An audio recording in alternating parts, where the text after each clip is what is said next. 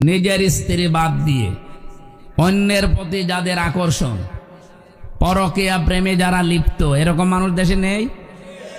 তাদের জন্য একটা ঔষধ আছে কোরআনে কারিমে, সূরা নূরের 30-31 নম্বর আয়াত। বললেন সুবহানাল্লাহ বলছে, গম আসেছিলেন, তাও ভালো। কুল্লিল মুমিনিনা ইয়াগুদ্দু মিন আবসারিহিম ওয়া ইয়াহফাযু ফুরুজাহুম যালিকা আযকা লাহুম ইন্নাল্লাহা খাবীরুম বিমা ইয়াসনাউন। এই আয়াতটা তাফসীর সহ পড়বেন।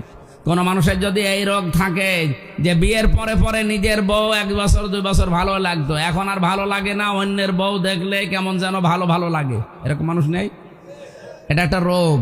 এই রোগের ঔষধ আল্লাহ দিয়েছেন 2টা। কয়টা বলেন বলেন?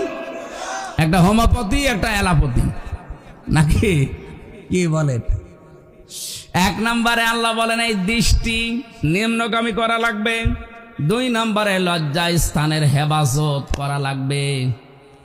এই 2টা ঔষধ যদি কোনো মানুষ সর্বোচ্চ 1 মাস পালন করতে পারে, ওর তখন অন্যের স্ত্রীর চাইতে নিজের চায় যেটা, এই স্ত্রীর প্রতি ভালোবাসা মহাব্বত বাড়বে। আপনি এই ঔষধ আজকে থেকে খেয়ে দেখেন, সামনে বসে ইনশাল্লাহ ঠিক আছে, আলহামদুলিল্লাহ, আপনি মানবেন। মুরব্বী মানুষ, আপনার বলার দরকার কি? আপনি কার দিকে তাকান? না, দাদার বয়সী লোক, উনি যদি বলছে ইনশাল্লাহ, উনি এদিকে ওদিকে তাকাতে পারে। আজকে থেকে আমরা যাদের এই রোগের রোগী আছি, এই রোগটা দূর করার জন্য আল্লাহ এই ঔষধটা দিয়েছেন। সে নারী হোক আর পুরুষ হোক, প্রত্যেকের জন্য। কথা বুঝতেছেন?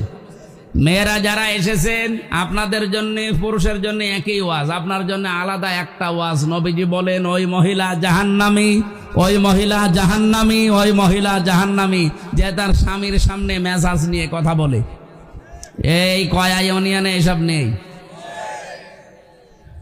সুতরাং আপনার নামাজ, রোজা, পর্দা সব কিন্তু মাঠে মারা যাবে। আল্লাহ আপনাকে তাওফিক দিন এই আয়াতটা মেনে চলার।